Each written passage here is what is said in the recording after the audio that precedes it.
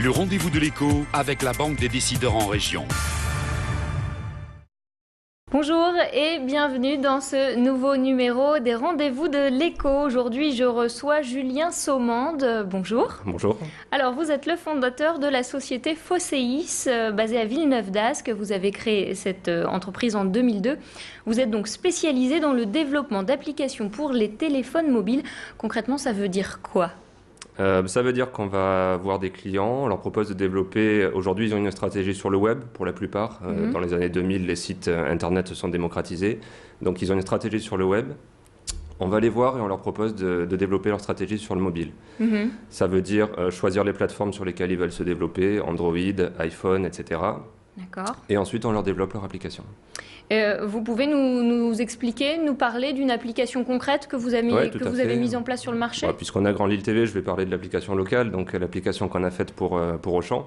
D'accord. C'est une application qui s'appelle My Auchan, donc si vous allez sur l'App Store ou sur Android ou sur Windows Phone, vous pouvez récupérer cette application et vous avez une application qui s'appelle My Auchan qui vous permet de retrouver les bonnes affaires, de retrouver diverses informations sur le magasin le plus proche de chez vous.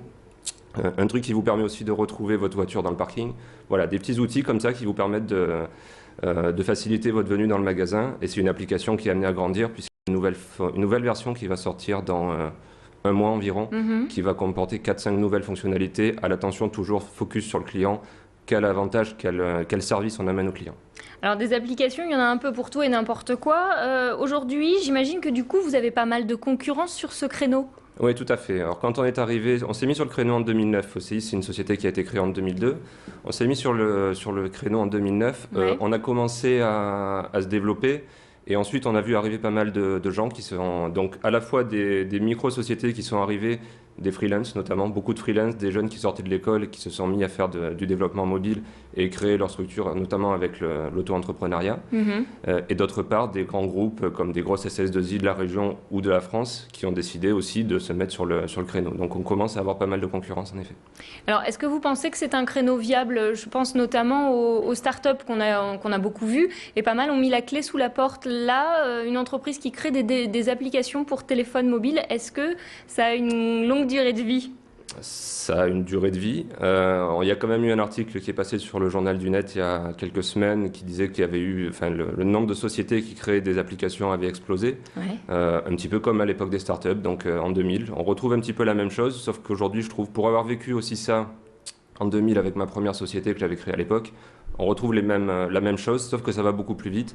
Donc là, pour moi, on rentre déjà dans une phase de consolidation où les sociétés vont commencer soit à disparaître, soit à se racheter, soit à être rachetées. En tout cas, c'est sûr qu'il n'y aura pas de la place pour tout le monde à terme sur le créneau.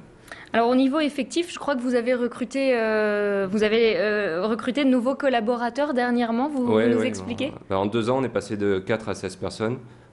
Pour faire face à la demande de nos clients. On est installé à la Haute-Borne à Villeneuve-d'Ascq. Donc avant, on était dans une petite maison à Chéran. Historiquement, la société, c'était 4 personnes, ça suffisait. Et après, quand on a grandi, on a eu besoin de locaux plus grands et on est allé sur la Haute-Borne. Alors combien de temps ça prend de créer une application et puis combien ça coûte ? Alors combien ça coûte, c'est la question piège et je n'y répondrai pas parce que ça dépend vraiment du cahier des charges. Il n'y a pas vraiment de prix comme ça à donner, ça dépend vraiment de ce que vous voulez mettre dedans. Ça peut être peu cher comme ça peut être extrêmement cher. Et là, votre première question c'était… Combien de temps ça prend ? La plus longue application qu'on a développée, c'est celle de Transpol qui va sortir dans les semaines qui viennent, qui nous a pris plusieurs mois de développement. Après, sur une application simple, ça peut être 2-3 semaines.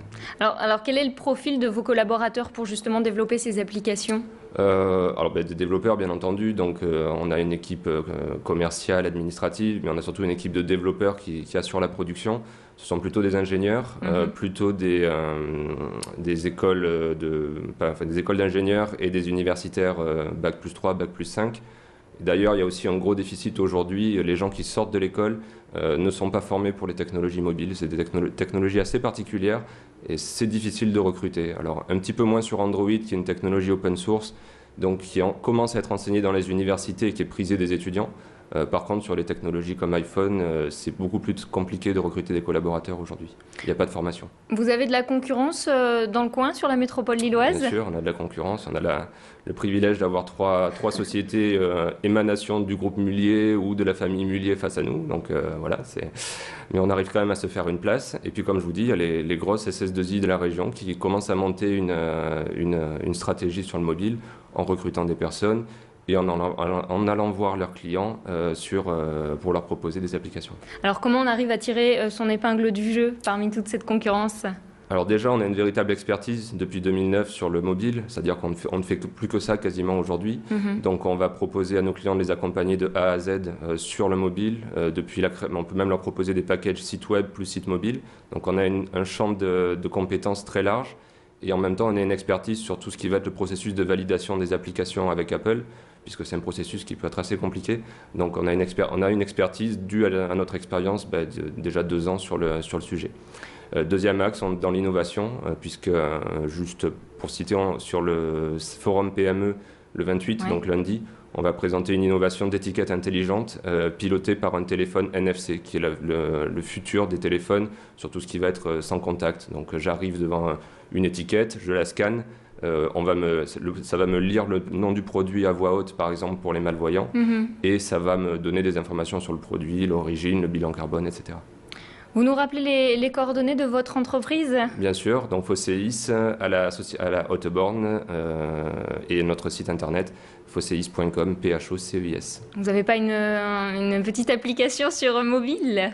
Non, on a un site internet mobile. Donc vous allez sur phoceis.com depuis votre mobile et vous aurez un site adapté. D'accord. Julien Saumande, merci. Merci à vous. Quant à moi, je vous dis à très vite pour un nouveau rendez-vous de l'écho. Le rendez-vous de l'écho avec la Banque des décideurs en région.